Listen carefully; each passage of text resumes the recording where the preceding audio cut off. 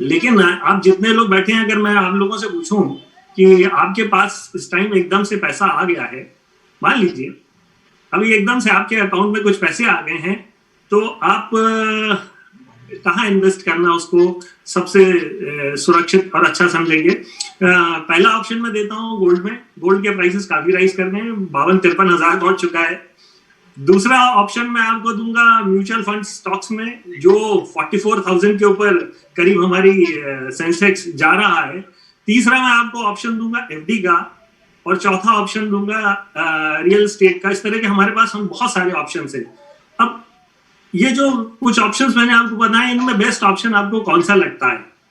तो ज्यादातर लोग कहेंगे कि सर ये डिपेंड करता है कि हमारे पास कितना पैसा है, आपने हमारे अकाउंट में कितना डाला है। मान लीजिए अगर 25,000 डाला है, तो फिर आप सोचेंगे कि 25,000 में या तो स्टॉक में लगा दूं या मैं एफडी कर दूं। और अगर थोड़ा सा और ज्यादा होगा तो फिर आप कहेंगे क्योंकि 1 तोला सोना 55,000 के आसपास है, तो मैं 1 तोला सोना 55,000 का ले लेता हूं। और कहीं वो 25,000 हुआ, 25 लाख हुआ, तो आपकी कहीं ना कहीं थॉट जाएगा कि मैं रियल एस्टेट में लगा दूं। जनरली ये सबके थॉट होते हैं, कोई उसमें ऐसी चीज नहीं है जो बहुत डिफरेंट हो हम लोगों के लिए। लेकिन एरिया टू एरिया डिपेंड करता है, किस तरह का वातावरण है, किस तरह का सोशल इकोनॉमिक डेवलपमेंट है। अब राजस्थानी से बात करेंगे तो उसका पहला प्रायोरिटी गोल्ड होता है। शादियों में भी गोल्ड बहुत चलता है, साउथ में भी गोल्ड की वैल्यू बहुत ज्यादा है, और इंडिया एक पैरेलल इकोनॉमी है ऑलमोस्ट गोल्ड में। तो गोल्ड एक बड़ा सेफ हेवन होता है, या एफडी जो है। लेकिन एफडी में आज की डेट में इन्वेस्ट करना बहुत बड़ी बेवकूफी होगी, क्योंकि आपको एफडी पे 6.5% से ज्यादा नहीं चल मिलेगा, और इन्फ्लेशन ऑलमोस्ट 7% का चल रहा है। तो मतलब आप एफडी में डालेंगे, एक तो आप टैक्स देंगे गवर्नमेंट को, और ऊपर से आप इन्फ्लेशन को मीट आउट भी नहीं करेंगे, तो आप कहीं ना कहीं माइनस में जाएंगे 2 से 2.5%। तो एक वाइज इन्वेस्टर जो है वो अलग अलग जगह देख करके करता है। लेकिन जब मैंने ये एक बार संजय जी से ये सवाल पूछा, मैंने कहा संजय जी आप कहाँ करते हो, तो संजय जी का जवाब बड़ा यूनिक आया कि सर ये मैटर नहीं करता कितना अमाउंट है, ये मैटर करता है कि मैं इन्वेस्ट उसको कहाँ करता हूँ। और उन्होंने सेल्फ के इन्वेस्टमेंट के ऊपर सबसे ज्यादा मुझे तवज्जो दी। तो मुझे लगता है कि एक जो वाइज आदमी लाइफ में सुपरबली सक्सेसफुल है हर एंगल से, उसका अगर थॉट है कि सेल्फ पे अगर हम इन्वेस्ट करते हैं तो रिटर्न्स लाइफ लॉन्ग हमें सबसे ज्यादा मिलता है। इसका सबसे बड़ा एग्जाम्पल आप रतन टाटा को देख सकते हैं, इसका सबसे बड़ा एग्जाम्पल आप जेफ बेजोस को देख सकते हैं, इसका सबसे बड़ा एग्जाम्पल अजीम प्रेम जी को देख सकते हैं। मतलब एन नंबर ऑफ पर्संस हैं जो इस FD, gold, mutual fund, stocks, इन सबसे ऊपर पहुंच चुके हैं।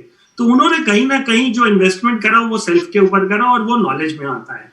तो फॉर्चुनेटली हम लोग ऐसी इंडस्ट्री में हैं, हम लोग ऐसे सेगमेंट में हैं, और ऐसे एक इकोसिस्टम और वातावरण में हैं जो नॉलेज ओरिएंटेड है। तो मुझे कहीं ना कहीं लगता है कि हम ऊपर वाले की बड़ी कृपा से बहुत सही इंडस्ट्री में और बहुत सही लोगों के साथ हैं। और ये इन्वेस्टमेंट जो आज की डेट में हम लोग मिलकर के करते हैं, इसका फ्यूचरिस्टिक रिटर्न बहुत ह्यूज होने वाला है। ये तो बहुत छोटी सी बात रही थी, लेकिन एजुकेशन इंडस्ट्री अगर आप देखिए तो एजुकेशन को एक इंडस्ट्री हम क्यों बोलते हैं? एजुकेशन को हम इंडस्ट्री, देखिए कोई भी इंडस्ट्री होता है उसमें रॉ मटेरियल जाता है और एक फिनिश प्रोडक्ट निकलता है, तो उसको हम इंडस्ट्री की तरह मान के चलते हैं। एजुकेशन भी आज की डेट में उसी तरह की एक बहुत बड़ी इंडस्ट्री बन चुकी है, क्योंकि इसमें human being as a raw material जाता है, और जो एक फिनिश प्रोडक्ट प्रमोद की तरह निकल करके आता है, तो उसको फिर हम पूरी तरह से एक इंडस्ट्री की तरह हम डिफाइन कर देते हैं। इस चीज का अगर आपको इन डेप्थ नॉलेज लेनी है, मैंने तो बहुत जिस्ट में आपको हल्के से बताया, तो संजय जी का इसके ऊपर पूरा का पूरा एक सेशन ही है कि किस तरह से इसके ऊपर वर्कआउट करके एक आदमी जो है वो एक शाइनिंग स्टार बन सकता है। भारत की पॉपुलेशन आप सबको मालूम है कि 135 करोड़ के करीब है। अब एक जीके का मैं क्वेश्चन आप लोगों से पूछता हूँ कि भारत की पॉपुलेशन 135 करोड़ है, तो स्टूडेंट्स हिंदुस्तान में कितना है इस टाइम? स्टूडेंट कितना है? अब क्योंकि मेरा आपका डायरेक्ट इंटरैक्शन नहीं हो रहा है, मैं आपको बता दूं कि हिंदुस्तान में इस टाइम इस पेंडेमिक में करीब 27 करोड़ मतलब 270 मिलियन स्टूडेंट्स जो था उस लॉकडाउन में रुक गया था। अब 27 करोड़ करीब करीब हमारा 20% बन जाता है हमारी पॉपुलेशन का। तो स्टूडेंट बेस जो आज की डेट में हम कंसिडर करते हैं वो करीब 20% होता है। लेकिन जो ये आज का 20% है जिसमें हम इन्वेस्ट कर रहे हैं, ये 15-20 साल बाद जो हमारा फ्यूचर होगा, तो ये 20% हमारा फ्यूचर का 100% है। तो इसी के ऊपर हमारी इकोनॉमी, हमारी कंट्री, सारी चीज इसी के ऊपर निर्धारित हैं। और ये 20% आगे आने वाले देश को चलाने का 100% होगा। तो हम अगर सही जगह इन्वेस्ट आज करेंगे तो डेफिनेटली हमारा देश बहुत आगे निकलेगा। और इसकी अगर आप डेप्थ में जाकर के देखेगा ना, तो आपको नजर आएगा कि तकरीबन जो हम एक एनालिसिस आ रहा है, क्योंकि अब डिजिटल रिवॉल्यूशन शुरू हो गया है, ऑलमोस्ट ये 2025 तक जो education industry, tech education industry है, ये $325 बिलियन की होने वाली है, अकॉर्डिंग टू फोर्ब्स मैगजीन। जो फोर्ब्स का डेटा होता है वो बहुत ऑथेंटिक होता है, चाहे उसमें आप रिच की बात करिए या किसी भी सेगमेंट की बात करिए, बहुत सारे उसके डेटा और वो वर्ल्ड के बहुत ऑथेंटिक डेटा होते हैं। और उसी को मैंने जब देखा तो $325 बिलियन की ये एडुटेक इंडस्ट्री होने वाली है, तो एक बहुत बड़ा इसमें ग्रोथ नजर आता है।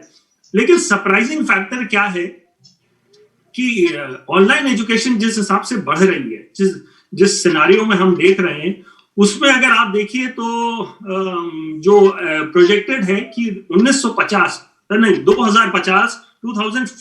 तक जो डिग्रीज होंगी वो 90% लोगों की ऑनलाइन डिग्रीज होंगी।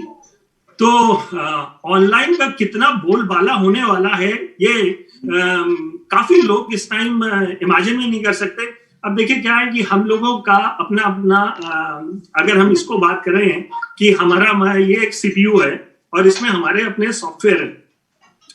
अब डॉस बेस्ड सॉफ्टवेयर कुछ लोगों के हैं जिनकी उत्पत्ति जो है आज से 40 साल, 50 साल, 60 साल पहले हुई है।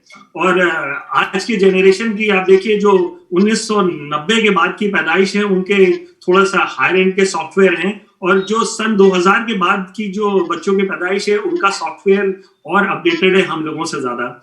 लेकिन हम लोग कोशिश ये करते हैं कि as a education industry, as a parent, हम उन बच्चों के साथ कॉम्पीट करके चलें जो पायनियर बन रहे हैं in terms of technical development. काफी पेरेंट्स होंगे जो बहुत खुश होते होंगे जब उनके बच्चे जब ये नेट कनेक्टिविटी हो या कोई टेक्निकल इंफॉर्मेशन हो या आपको कुछ भी ऐसा करना हो जो चाहे व्हाट्सएप की कोई फीचर हो या आपके मोबाइल फोन के कोई फीचर हो, उसको अगर आपको कनेक्ट करना होगा तो आप बच्चों की ज्यादातर हेल्प लेते हैं। और पेरेंट्स काफी प्राउड फील करते हैं कि मेरे बच्चे को ये आता है। अब देखिए, बच्चे को आता है ये अच्छी चीज है, हमको नहीं आता ये गंदी चीज है। उसमें कोई डिफरेंस की बात नहीं है, क्योंकि life is a learning process. Life is a learning process. हमें देखिए हर चीज एक एक करके सीखनी पड़ती है। चाहे इस पेंडेमिक के आने के बाद हम लोग डिजिटल फॉर्मेट में आए हैं, तो हम लोग जूम के ऊपर वर्कआउट कर रहे हैं और अब आज की डेट में हम लोग काफी स्मूथली इसको वर्कआउट कर पा रहे हैं। तो it is a learning process. We have learned as a team, as a Deusoft team कि हम लोग इस सेगमेंट के ऊपर वर्कआउट कर रहे हैं, क्योंकि मुझे नहीं उम्मीद है कि जितने अभी इस टाइम कनेक्टेड होंगे उसमें 99% से ज्यादा ने से कम ने कभी भी इस तरह के डिजिटल फॉर्मेट की ट्रेनिंग्स अटेंड करी हो। तो it is a learning experience, we are all growing with it. या बिजली के कनेक्शन के लिए अपने घर में एक चिट्ठी लिख दें तो हिंदुस्तान में 90% जो ग्रेजुएट्स, पोस्ट ग्रेजुएट्स हैं, वो त्रुटिहीन, मतलब बगैर फॉल्ट के वो एक चिट्ठी नहीं लिख सकते। तो यहाँ मैं बिल्कुल सिंपल आपको बोल रहा हूँ कि what is required is basics of reading and writing. अगर आप व्हाट्सएप के ऊपर सारा पढ़ सकते हैं, फेसबुक पे सारा पढ़ सकते हैं, यूट्यूब पे जाकर के या गूगल पे जाकर के चीजें पढ़ करके समझ सकते हैं, इट इज गुड एनफ। और उसके बाद अगर उसको आप कन्वर्ट कर सकते हैं अपनी रिक्वायरमेंट के हिसाब से, तो यू आर एजुकेटेड पर्सन। क्योंकि आज की जो सिचुएशन चेंज हो रही है उसमें मैं आपको कुछ वर्ड्स बता रहा हूं, उसको आप लिख भी सकते हैं। लर्न हाउ टू लर्न, ये आप लिख सकते हैं, ये आपके हमेशा जिंदगी में काम आएगा। क्योंकि जो सिचुएशन चेंज हो रही है उसमें अभी जो प्रेजेंट सिनेरियो है उसमें लर्न हाउ टू लर्न। अब लर्न हाउ टू लर्न को समझने की जरूरत है। ये बड़ी गहराई का शब्द है, क्योंकि जब मैंने आपसे बोला कि एजुकेशन में you need to read and write, अगर ये आप कर सकते हैं तो आप एजुकेटेड हैं। लेकिन इस एजुकेशन को यूज करने के लिए आपको एक टेक्निक आनी चाहिए, that is learn how to learn. अब लर्न हाउ टू लर्न का मतलब क्या हो गया कि आप यूट्यूब पे गए, यूट्यूब पे संसार भरा पड़ा हुआ है, गूगल के ऊपर, विकिपीडिया के ऊपर, आप एन नंबर ऑफ प्लेटफॉर्म्स हैं जिसके ऊपर चीजें भरी हुई हैं, लेकिन आपको मालूम होना चाहिए आपको क्या चीज चाहिए। तो it is important learn how to learn. अब आज की डेट में छोटे छोटे बच्चे जो हैं वो सॉफ्टवेयर के कोडिंग करने लग जाते हैं, एप्स बनाने लग जाते हैं। तो क्या उनके पास पीएचडी की डिग्री है या उनके पास एमफिल है कि पोस्ट ग्रेजुएशन है? ऐसा कुछ भी नहीं है, लेकिन still they are able to hold up and come out with new things. Engineers को देखिए, अगर आज की डेट में मेजॉरिटी ऑफ द इंजीनियर्स जो बड़ी बड़ी कंपनीज में वर्कआउट कर रहे हैं, उनको लॉजिक मालूम होता है, उनको बेसिक कोड मालूम होता है, लेकिन जब प्रोजेक्ट आता है तो फिर वो कोडिंग करने के लिए गूगल की हेल्प लेते हैं। वो करते क्या है कि जो चीज की उनकी रिक्वायरमेंट होती है उसको गूगल के ऊपर डालते हैं, वो कोड्स आ जाते हैं, फिर उसमें अपनी जो भी उनकी फाइल्स हैं, जो भी उनकी कॉलम्स हैं, उसके हिसाब से उसको रीएडजस्ट करते हैं। तो उनका basically learn how to learn, मतलब जो चीज उनको बनानी है उसको बनाने के लिए एक हेल्प आउट मिल जाती है। आप लोगों में से काफी ऐसे लोग होंगे जो पीपीटी बनाना जो है वो ऑनलाइन सीखे होंगे, यूट्यूब से सीखा होगा, या एक्सेल में काम करना होगा वो आपने ऑनलाइन सीखा होगा। अब ये जो एक स्किल है ना, लर्न हाउ टू लर्न, ये आगे आने वाले समय में सबसे ज्यादा प्रचलित होने वाली है, सबसे ज्यादा बढ़ने वाली है, और उसी व्यक्ति को सक्सेस मिलेगी, डिग्री वाले को नहीं मिलेगी। 90% डिग्री 2050 आते आते आपको ऑनलाइन डिग्रीज मिलेगी, लेकिन जो व्यक्ति ये समझ सकता है कि उसको जो चाहिए उसको किस तरह से खोज करके अपने हिसाब से बना ले, तो लर्न हाउ टू लर्न वाला कॉन्सेप्ट में आ जाएगा, उसकी प्रोग्रेस जिंदगी में और लाइफ में बहुत ज्यादा होगी। अब ये अगर आपको क्लियर हो गया हो तो मैं फिर आपको एक और शब्द बताता हूं जिससे आप सब लोग बहुत बहुत भली भांति जानते हैं और यूज करते हैं। वो शब्द है अर्न व्हाइल यू लर्न। अब ड्यूसॉफ्ट का ये प्रोग्राम है अर्न व्हाइल यू लर्न। अब आप इन वर्ड्स में देखिए तो इसमें कहीं नहीं लिखा हो कि educate while you earn, it is earn while you learn. अब लर्न जब आप करते हैं तो आप अर्न करते हैं। अब हैप्पी जी हैं, सुरेंद्र जी हैं, संजय जी हैं, इनकी फॉर्मल एजुकेशन उतनी नहीं है, लेकिन ये सुपरबली लाइफ में सक्सेसफुल है। कोई पीएचडी होल्डर्स नहीं है, लेकिन स्टिल पीएचडी होल्डर्स इनको फॉलो करते हैं, इनको सुनते हैं, इनकी बात को मानते हैं। It is all because they have earned while they have learned in Deusoft. ये एक स्टेप करके चले हैं, सीखा है। ऐसा नहीं है कि इनकी ज्वाइनिंग सीधा सफायर पे हो गई थी इन तीनों लोगों की।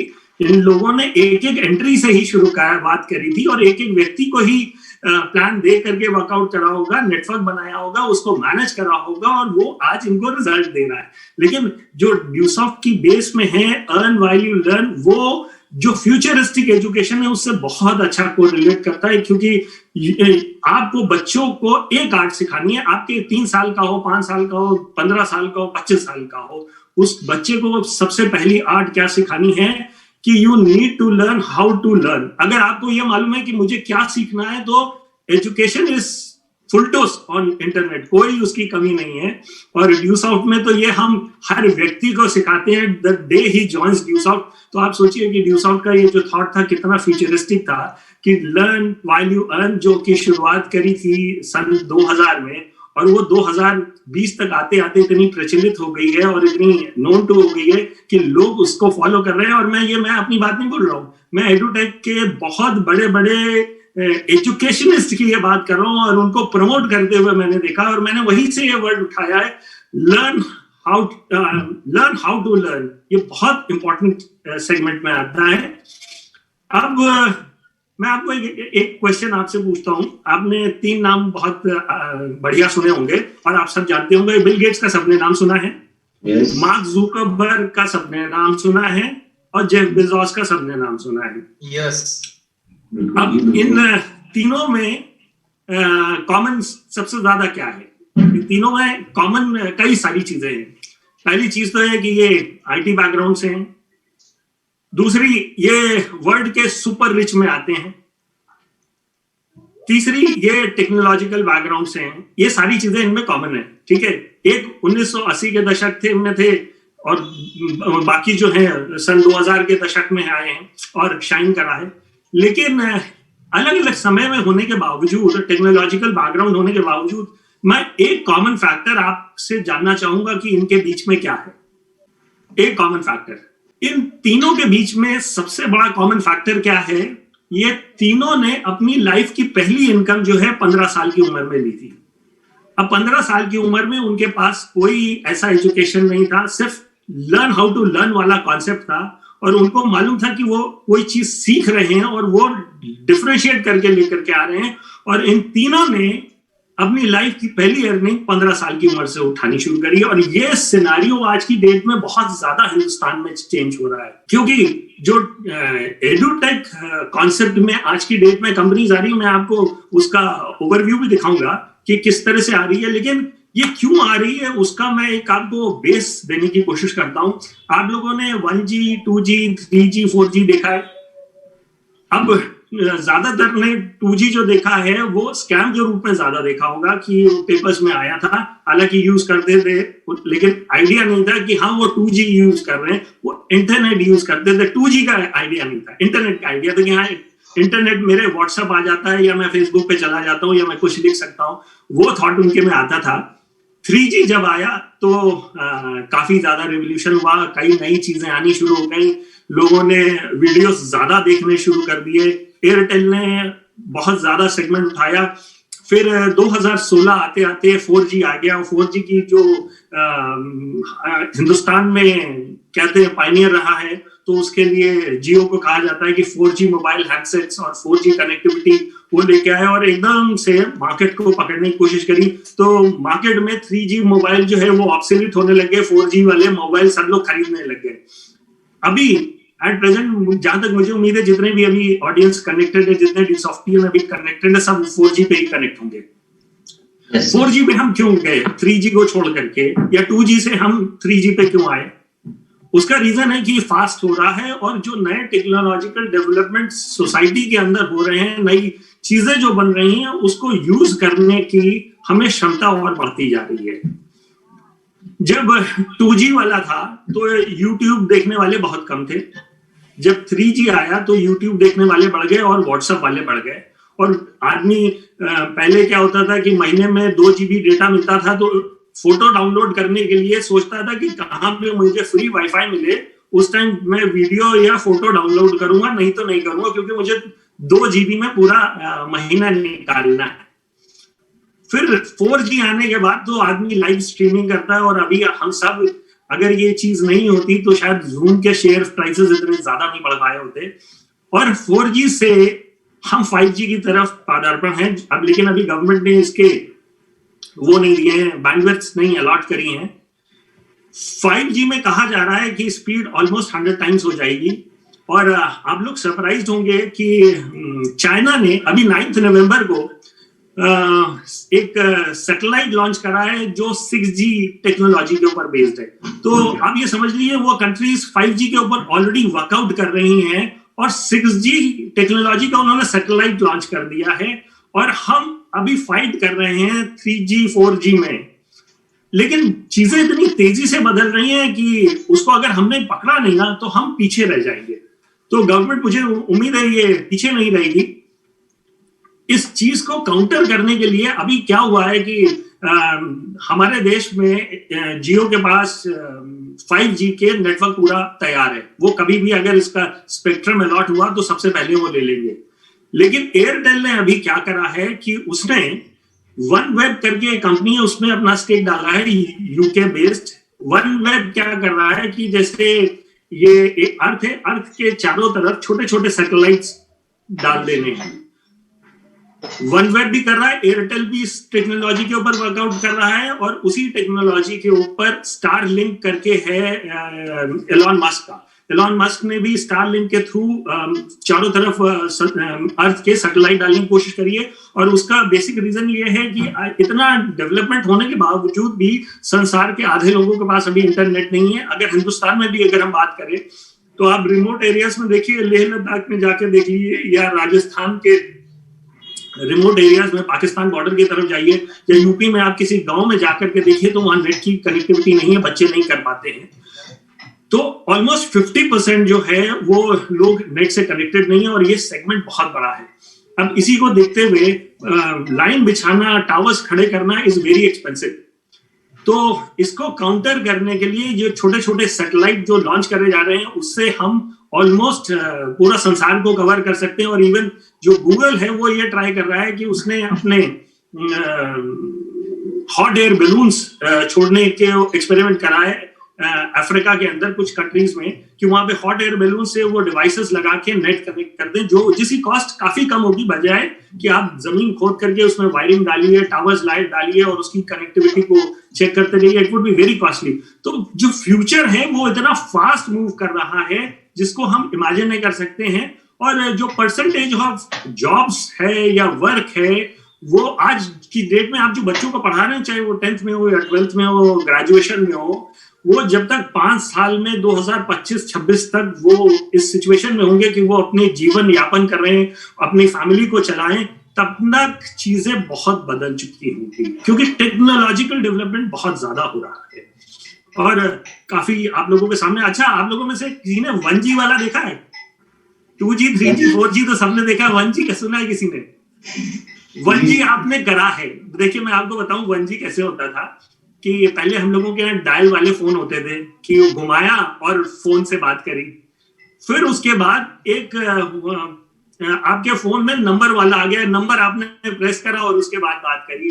और उसके थर्ड फेज में क्या आया कि आपके पास कॉर्डलेस फोन घर में आ गया। आपका जो पहला कॉर्डलेस फोन था वो 1G के ऊपर चलता है, क्योंकि ये एयर फ्रीक्वेंसी से कनेक्ट होता है।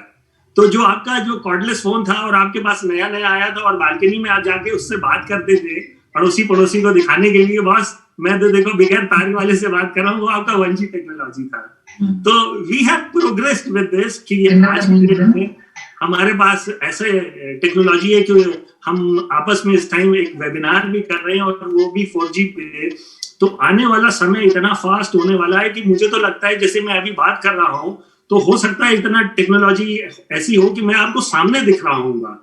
मैं अभी सोच नहीं सकता, मैं अभी उसको डिफाइन नहीं कर सकता हूँ, लेकिन टेक्नोलॉजिकल डेवलपमेंट्स जो अभी हो रहे हैं उससे सोच सकता हूँ कि इतनी सारी चीजें हो रही हैं कि लाइफ वुड बी बिल्कुल ट्रांसफॉर्म। अभी nursery KG class 1 class 2 class 3 के जो बच्चे हैं उनको आप जितना मर्जी IAS बनाने की सोच लीजिए, इंजीनियर बनाने के लिए सोच लीजिए, डॉक्टर बनाने के लिए सोच लीजिए, वो बेसिक फंडामेंटल तो रहेगा, लेकिन टेक्नोलॉजिकल एडवांसमेंट्स ऐसे होंगे, ऐसे चेंजेस होंगे कि आप उनका करियर ना सोच सकते हैं ना डिफाइन कर सकते हैं। तो मैं यहाँ पे हमेशा सजेस्ट करता हूँ जो भी पेरेंट्स यहाँ पे हैं वो अपने बच्चे को लर्न हाउ टू लर्न के ऊपर फोकस करें, बजाय इसके कि किसी डिग्री और किसी नंबर के पीछे कि मेरे 84% है कि मेरे 94% है कि 104। हिंदुस्तान में तो मैं अभी देख रहा था 100% पे यहाँ पे कट ऑफ लिस्ट चली गई। तो मेरे वाइफ से बात हो रही थी, वो कह रहे हैं कि 104% भी आने की उम्मीद है क्या? तो ये एक जोक की तरह हो गया है 100% आना, कि 104% भाई 100 के ऊपर तो हो नहीं सकता ना। तो it has become a kind of joke. अब मैं थोड़ा सा आपको इकोनॉमी से कनेक्ट करने की कोशिश करूंगा और मैं अभी आपको एक विजुअल पे लेकर के आता हूं। मैं अपना स्क्रीन शेयर करता हूं। अभी आपके स्क्रीन पे क्या दिख रहा है? के शेप रिकवरी ऑफ इकोनॉमी।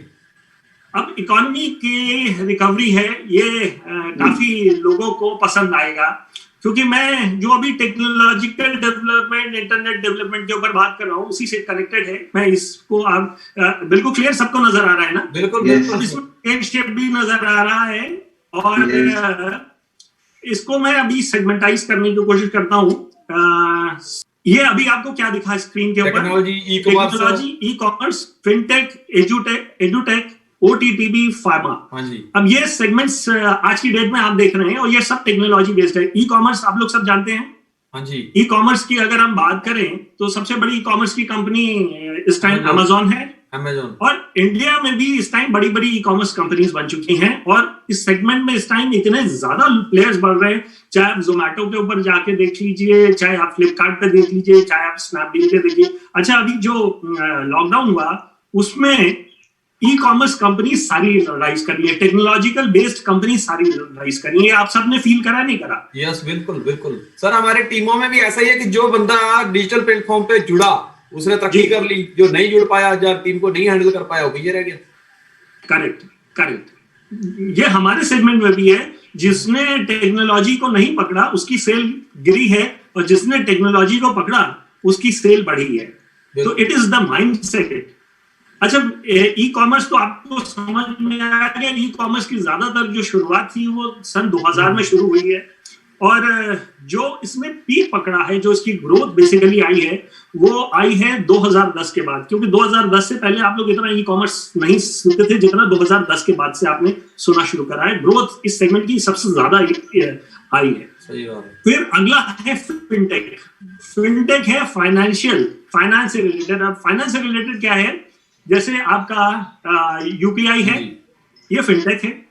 आपका पेटीएम है, ये फिनटेक है। आपका गूगल पे है, फिनटेक है। अब इस लॉकडाउन में इसमें कहीं पर कमी आई है? ये बढ़े हैं, ये सारे सेगमेंट्स बढ़े हैं, इनके शेयर प्राइसेस बढ़े हैं, कंपनीज ने लोगों को नए रिक्रूट करा है, हर तरह से इनकी ग्रोथ हुई है फिनटेक की। और स्पेशली मैंने देखा है कि डिमोनेटाइजेशन के टाइम पे 8 नवंबर 2016 को जब डिमोनेटाइजेशन हुआ था, तो फिनटेक कंपनीज को जो बूस्ट मिला था वो किसी और इंडस्ट्री को नहीं मिला था। वो मेजर गेनर्स थे। और अभी जो गवर्नमेंट के हम लोग एनालिसिस देख रहे हैं उसके हिसाब से ऑलमोस्ट जो हमारा डिजिटल ट्रांजैक्शंस है वो एटीएम ट्रांजैक्शन से बढ़ गया। एटीएम ट्रांजैक्शन हमारा कैश ट्रांजैक्शन के फॉर्मेट में आ जाता है, और जो हम एप्स यूज करके करते हैं, चाहे यूपीआई से कर रहे हैं, चाहे ऑनलाइन पेमेंट्स कर रहे हैं, किसी भी तरीके से कर रहे हैं, वो डिजिटल पेमेंट में आ जाता है। और ये टेक्नोलॉजिकली ये सेगमेंट्स बहुत ज्यादा बढ़ रहे हैं। अब तीसरा मैंने जो लिखा है वो एडुटेक का लिखा है। अब एडुटेक में आप देखिए 27 करोड़ बच्चे हिंदुस्तान के अंदर हैं जो पढ़ रहे हैं। अब 27 करोड़ बच्चे एकदम से रुक गए। स्कूल्स क्योंकि चल रहे थे, बंद हो गए। ये हुआ कि 20 दिन बाद खुल जाएंगे, एग्जामिनेशन होने थे बच्चों के, लेकिन हुए नहीं। अब स्कूल ने टीचर्स की फीस देनी बंद कर दी, बच्चों ने फीस देनी बंद कर दी, टीचर्स ने सैलरी देनी बंद कर दी, और सारे अटकने लग गए। फिर कहीं ना कहीं जिन लोगों ने अपने आप को लर्न हाउ टू लर्न, अब यहाँ पे फिर वही कॉन्सेप्ट आ गया, लर्न हाउ टू लर्न, जिन्होंने चीजों को नया वर्कआउट करा, सीखा और आगे बढ़ने की कोशिश करी, वो बच्चों को डिजिटली पढ़ाना शुरू कर दिया। उनके अभिभावकों ने उसका फीस देना शुरू कर दिया, और उन टीचर्स ने अपने आप को ऑनलाइन डेवलप करके प्रोसीड करना शुरू कर दिया। और इस सेगमेंट में एडुटेक की बहुत सारी कंपनीज हैं जिनका मार्केट शेयर ट्रिमेंडस बढ़ा है, ट्रिमेंडस इस सेगमेंट में बढ़ा है। अगला मैंने लिखा है ओटीटी। ओटीटी है over the top. Over the top जो है, ओटीटी प्लेटफॉर्म्स जनरली जो यूज होता है वो होता है एंटरटेनमेंट इंडस्ट्री के लिए।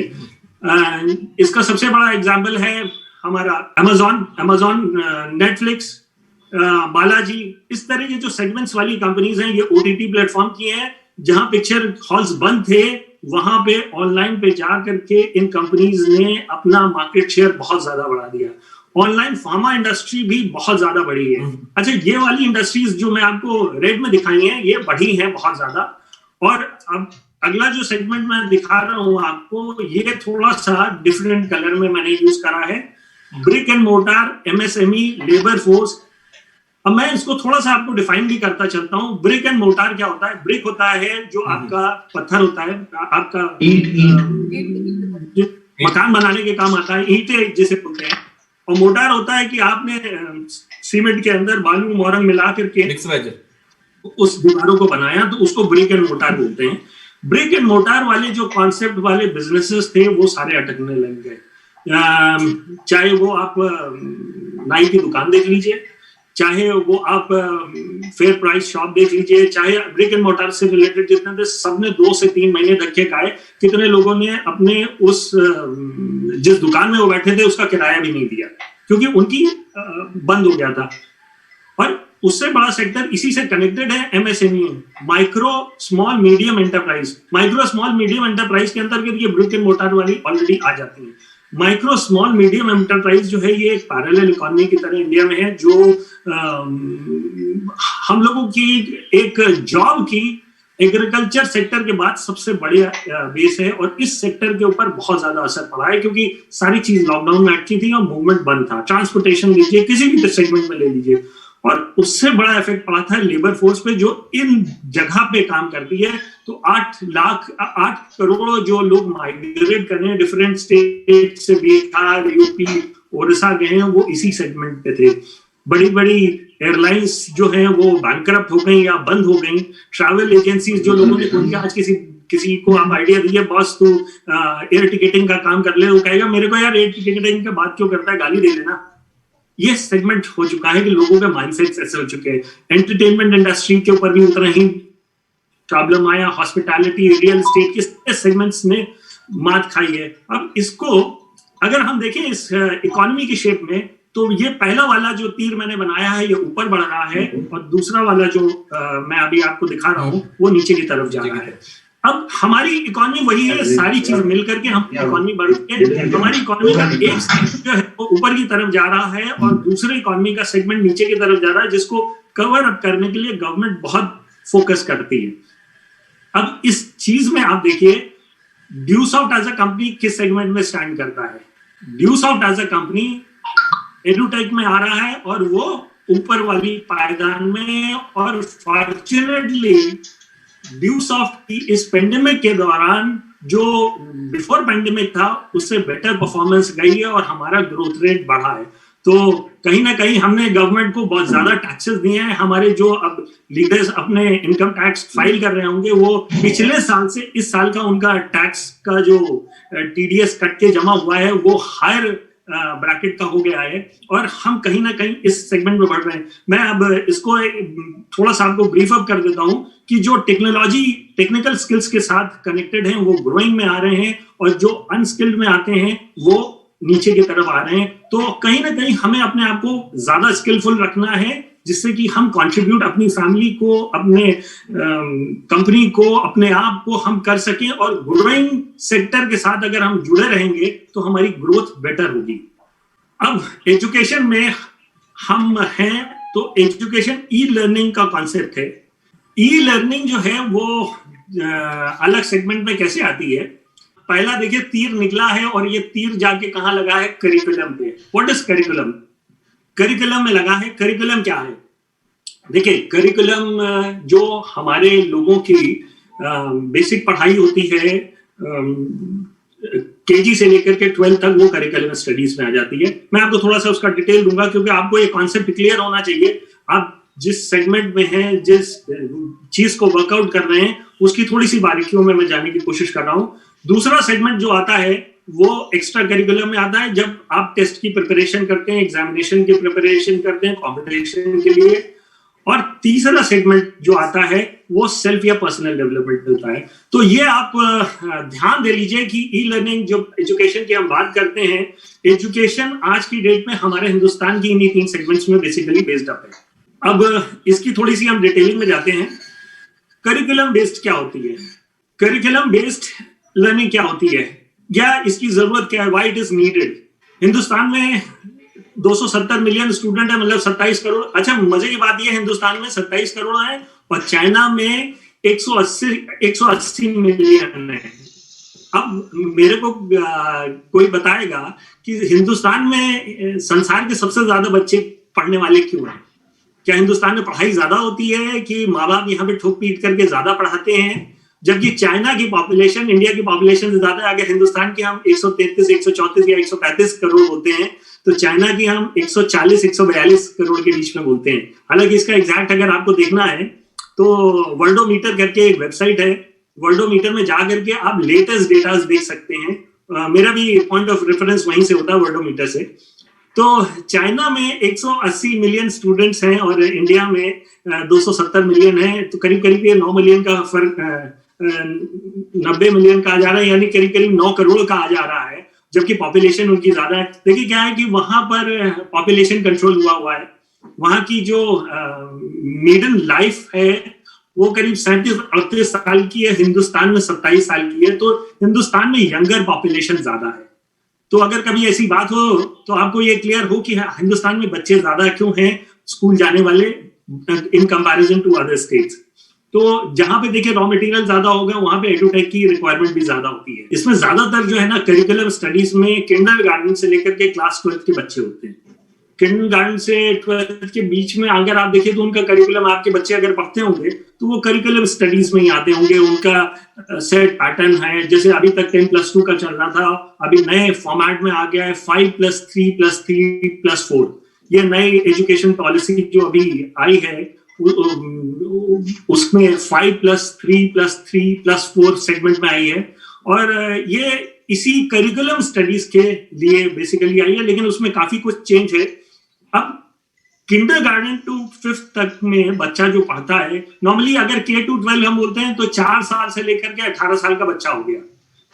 अब K to 5 में जो है वो जूनियर स्कूल में आ जाता है, और इसमें बच्चे की प्रायोरिटी, अगर आप कहिए उस बच्चे की लाइफ की प्रायोरिटी क्या होगी, तो कभी भी उसकी लाइफ की प्रायोरिटी पढ़ाई नहीं होती है। उसकी मस्ती होती है, उसकी खेल होता है, उसका वीडियो गेम होता है, उसका खाना होता है, उसको बाहर धूप में खेलना होता है, उसका कार्टून नेटवर्क देखना होता है, उसको फादर के कंधे पे चढ़ना होता है, मदर को परेशान करना होता है, छोटे भाई बहन के साथ झगड़ा करना होता है। वो सब उसकी प्रायोरिटी ज्यादा होती है, पढ़ाई उसकी 4th या 5th प्रायोरिटी में आती है।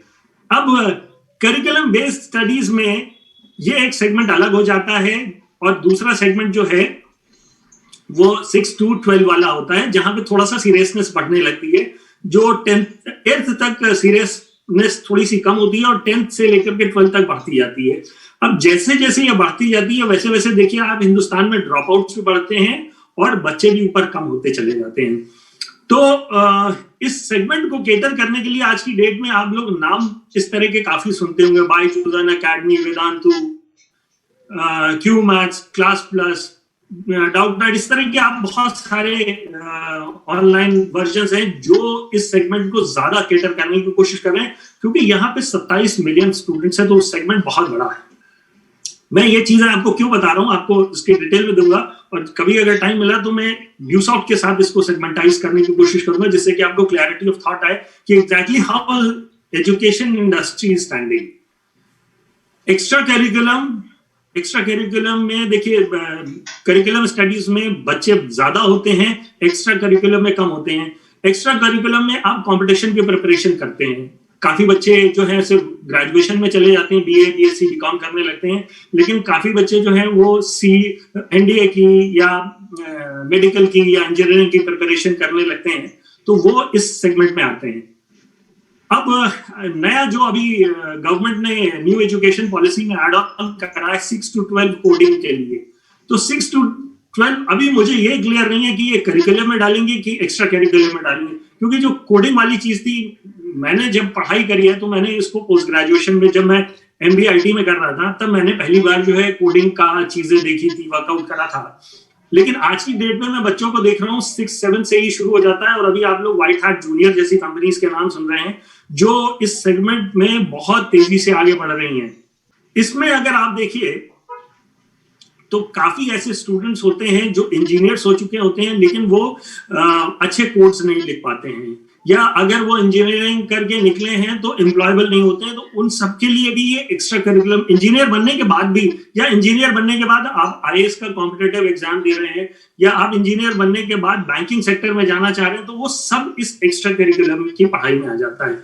और इसमें जो आज की डेट में टॉप प्लेयर चल रहे हैं, उसमें है टेक्स्ट बुक, टॉपर, अपग्रेड, इस तरह से बहुत सारी कंपनीज हैं। और अपग्रेड में तो मैंने देखा है वेंचर कैपिटलिस्ट में रोनी शेरावाला हैं, जिन्होंने उड़ी पिक्चर बनाई या नो वर्ड किल जेसिका बनाई, वो सब लोग इन सेगमेंट्स में अब आ रहे हैं। तो मतलब मैं देख रहा हूं कि education as a industry is growing a lot. Everybody, philanthropic society, India का फिलैंथ्रोपी होता है कि दान पुण्य करना। हिंदुस्तान का सबसे जो ऑफिशियली दान पुण्य करने वाला है, तो उसमें हर साल में थोड़ा सा अलग अलग हो जाता है। वैसे जो मैं पिछला देख रहा था, अजीम हसन प्रेमजी का आ रहा था कि उन्होंने कितना कंट्रीब्यूट करा, जो उन्होंने लोगों को दान करा, और उनका जो ज्यादातर दान जा रहा है वो एजुकेशन सेगमेंट में जा रहा है।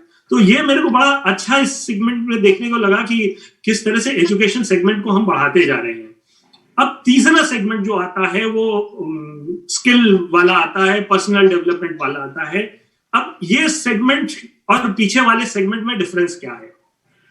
सब ई लर्निंग में आ रहा है। देखिए, जो अभी तक हमने देखा है सब ई लर्निंग में चल रहा था, करिकुलम, एक्स्ट्रा करिकुलम और ये सेल्फ डेवलपमेंट, पर्सनल डेवलपमेंट या स्किल डेवलपमेंट। अब इसकी जरूरत किसको है? इसकी जरूरत सबको है, चाहे एग्रीकल्चर सेक्टर से हो, चाहे एमएसएमई से हो, चाहे स्टूडेंट हो, चाहे जॉब पर्सनल हो, हाउसवाइफ हो। जो आप लोग प्रेजेंट करते हैं वो हर सेगमेंट को ये केटर करता है, क्योंकि स्किल डेवलपमेंट है, पर्सनल डेवलपमेंट है, ये हर जगह की जरूरत है। मतलब लार्जेस्ट एम्प्लॉयर एमएसएमई और एग्रीकल्चर है, तो वहां पर इसकी इस टाइम बहुत जरूरत है, जहां आदमी किसी को एक राइट डायरेक्शन में रख सकता है। ईक्यू वाला सेक्शन मैं इसमें नहीं लूंगा, क्योंकि ये एक बहुत बड़ा इसका सेगमेंट होता है। इसमें आप नया जो सेगमेंट अभी आज की डेट में देख रहे होंगे, उसमें मोटिवेटर्स का देख रहे होंगे। हिंदुस्तान में बड़े मोटिवेटर्स आ चुके हैं, और वेस्टर्न कंट्रीज में आप बड़े बड़े मोटिवेटर्स का नाम सुनते होंगे। जिग जिगलर का नाम है, टिम रॉबिन्स का नाम है। अगर आप लोगों से नाम लें, आप लोग बहुत सारे नाम ले सकते हैं।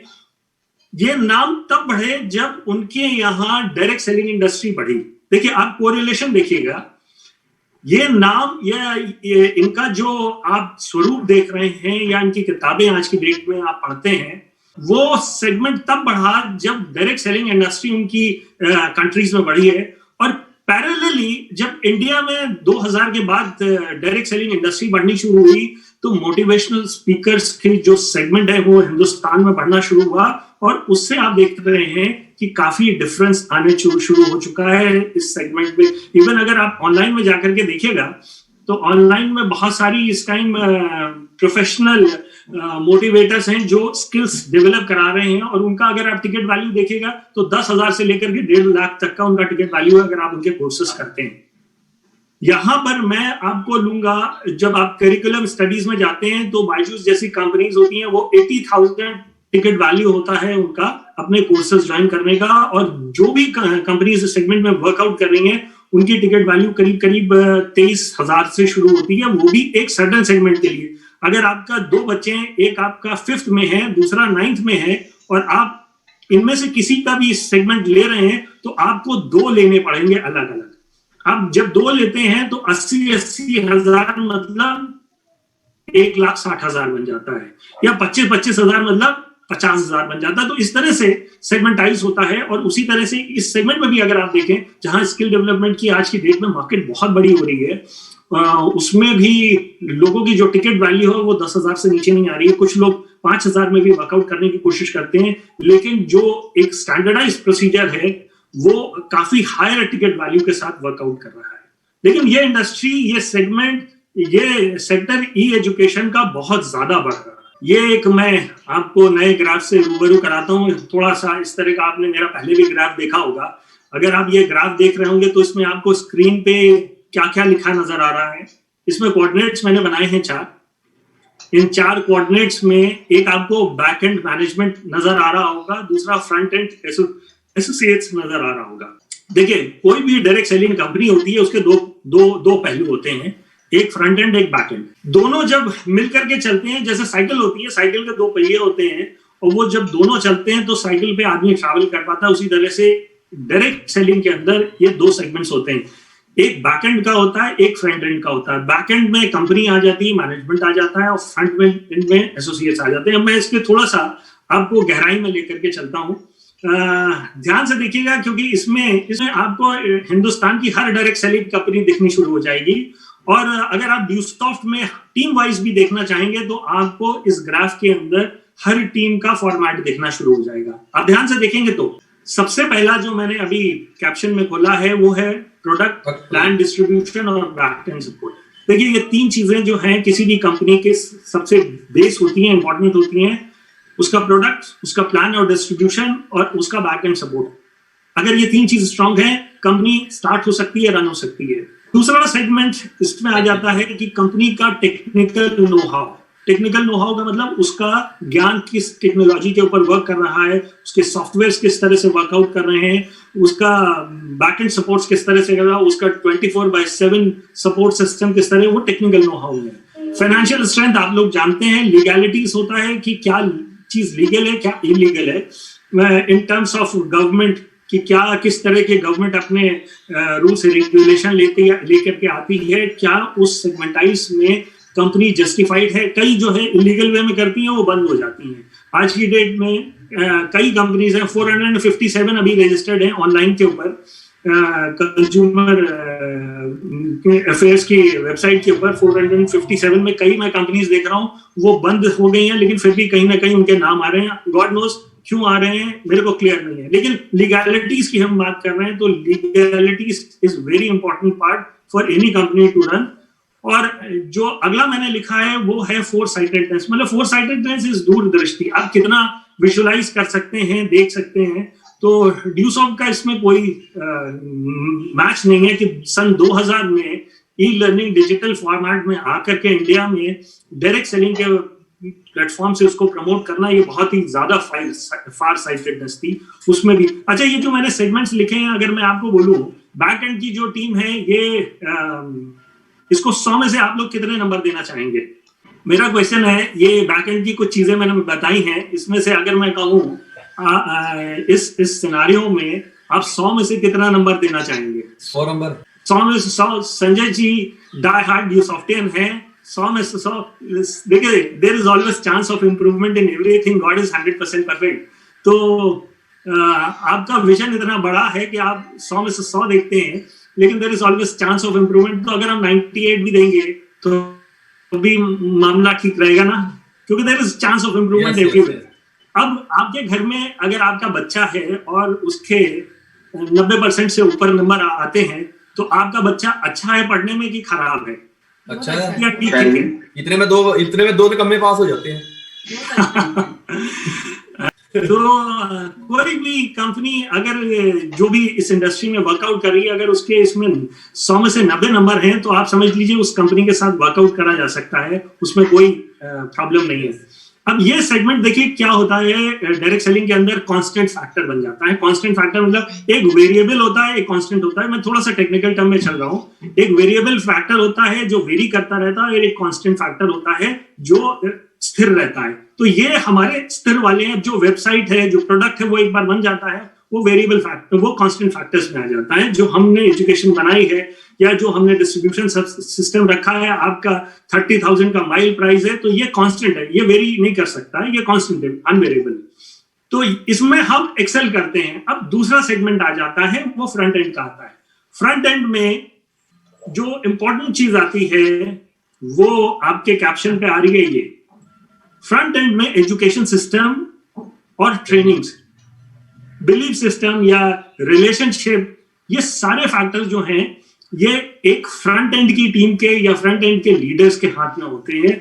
जो टीम्स अपनी एजुकेशन सिस्टम, अपनी ट्रेनिंग्स को बहुत अच्छा बना के चलती हैं, उनकी टीम्स के बिलीफ सिस्टम, उनके रिलेशनशिप ऑटोमेटिकली बेटर डेवलप होते जाते हैं। अब एसोसिएट साइड में भी आप ये देखिए, जो एजुकेशन सिस्टम या ट्रेनिंग सिस्टम्स आप लोग डेवलप करते हैं एज ए टीम्स, वो कांस्टेंट फैक्टर होते हैं। अब यहाँ पे मैं एसोसिएट साइड में आपको वेरिएबल फैक्टर दिखाता हूँ। अभी तक की चीज मुझे उम्मीद है कि आपको क्लियर होगी। अब आप अंडरस्टैंड कर सकते हैं कि इन ग्राफ्स में आपकी जो टीम है या आपकी जो इस इंडस्ट्री के अंदर कंपनी है, वो कहाँ स्टैंड करेगी। मैं उसको पॉइंट आउट नहीं करूंगा, मैं ये थॉट आपकी तरफ छोड़ता हूँ कि आप इस ग्राफ में एनालाइज करके देखिए कि आपकी टीम या आपका कंपनी इस इंडस्ट्री में कहाँ स्टैंड कर रही है। जो वेरिएबल फैक्टर एसोसिएट साइड में आता है वो है पॉइंट ऑफ कांटेक्ट। ये एक वेरिएबल फैक्टर बन जाता है किसी भी टीम में। अब पॉइंट ऑफ कांटेक्ट का मतलब क्या हुआ? देखिए, पॉइंट ऑफ कांटेक्ट क्या होता है कि आप कितने लोगों से मिलते हैं, बात करते हैं, प्लान प्रेजेंट करते हैं, कम्युनिकेट करते हैं, उनके साथ अपनी रिलेशनशिप डेवलप करके रखते हैं, उनके अंदर एक अच्छी भावना पैदा कर देते हैं, उनसे कनेक्ट होकर के आपको कोई ना कोई प्लस फैक्टर उनकी लाइफ में आप डाल देते हैं। वो सारी चीजें आती हैं आपके कॉन्टैक्ट से। जिस टीम की पॉइंट ऑफ कॉन्टैक्ट ज्यादा होंगे, एजुकेशन सिस्टम ट्रेनिंग्स एक जगह है, वो आपका कांस्टेंट फैक्टर है, जो आपने एक स्टैंडर्डाइज बना दिया, उसके ऊपर आप वर्कआउट कर रहे हैं और वो टीम आपकी फॉलो करती रहती है। सीएनएस का education system training system excellent है, प्रमोद का, राहुल का एक्सीलेंट है, हैप्पी जी का एक्सीलेंट है। सबके अपने अपने ज्यूरिसडिक्शन में ये जो कांस्टेंट फैक्टर है फ्रंट एंड पे, एजुकेशन, ट्रेनिंग्स, बिलीफ सिस्टम, ये सारे बिल्कुल फर्स्ट क्लास है। लेकिन जो वेरिएबल फैक्टर आता है वो पॉइंट ऑफ कांटेक्ट आता है। अब आप जिस भी पॉइंट पे हैं, जहां पर भी आपका स्ट्रक्चर है, जिस भी पॉइंट से आप वर्कआउट कर रहे हैं, वहां पर आपके पास जो ये वेरिएबल फैक्टर, अगर आप ये देखिए कि आपकी टीम में कितने पॉइंट ऑफ कांटेक्ट ज्यादा हैं और कितने कम है, उसी हिसाब से आपका ग्राफ, ये जो मैंने स्ट्रक्चर बनाया है, इसमें कई तरह से है कि एक लिनियर भी है, एक हॉरिजॉन्टल भी है, वो इसी सेगमेंट में आप कहीं ना कहीं स्टैंड कर रहे होंगे। अच्छा, जिनका सारी चीजें सारी सही हो जाती हैं, तभी जो चैलेंजेस आते हैं वो अब मैं उससे आपको रूबरू कराने की कोशिश करूंगा कि ये सारी चीजें हमारे यहाँ ठीक है। अब जो वेरिएबल फैक्टर है जो हमारे हाथ में है वो पॉइंट ऑफ कांटेक्ट है। जैसे जैसे हम उसको बढ़ाएंगे ऑटोमेटिकली हमारी ग्रोथ होती जाएगी। लेकिन बढ़ाने के बावजूद भी चैलेंजेस आते हैं, तो चैलेंजेस क्या है? वो हम हैं एक्सटर्नल चैलेंजेस जो हमारे कंट्रोल के बाहर है। एक्सटर्नल चैलेंज में क्या होता है? Growth of industry. अब जैसे इस टाइम फिल्म इंडस्ट्री में चैलेंज है, ग्रोथ नहीं हो रही है। एयरलाइंस इंडस्ट्री में ग्रोथ नहीं हो रही है। अब इस टाइम अगर दिल्ली में सदर बाजार में जाकर के कोई भी दुकान लेने की कोशिश करिए जिसका 1 लाख रुपए का किराया था, वो इस टाइम 25,000 में भी आपको मिल जाएगा। तो ये ग्रोथ ऑफ इंडस्ट्री है। आप किस सेगमेंट में हैं? और फॉर्चुनेटली एडुटेक और डायरेक्ट सेलिंग दोनों ही इस टाइम ग्रोथ वाली इंडस्ट्री है। तो ये एक्सटर्नल चैलेंज आपका जीरो है। गवर्नमेंट रेगुलेशंस आपके फेवर में, गवर्नमेंट ने इसके ऊपर रेगुलेशंस बनाए हुए हैं और कंपनी उनके हिसाब से बिल्कुल 100% चल रही है, वो भी नहीं है।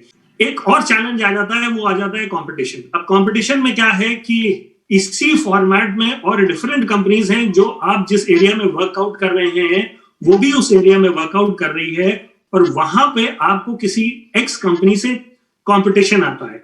और वहां पर कंपटीशन जो आता है उसमें अगर आपको जीतना है तो आपके लिए सबसे इंपॉर्टेंट क्या होगा कि आपका एजुकेशन सिस्टम और ट्रेनिंग सिस्टम स्ट्रांग हो, बिलीफ सिस्टम स्ट्रांग हो।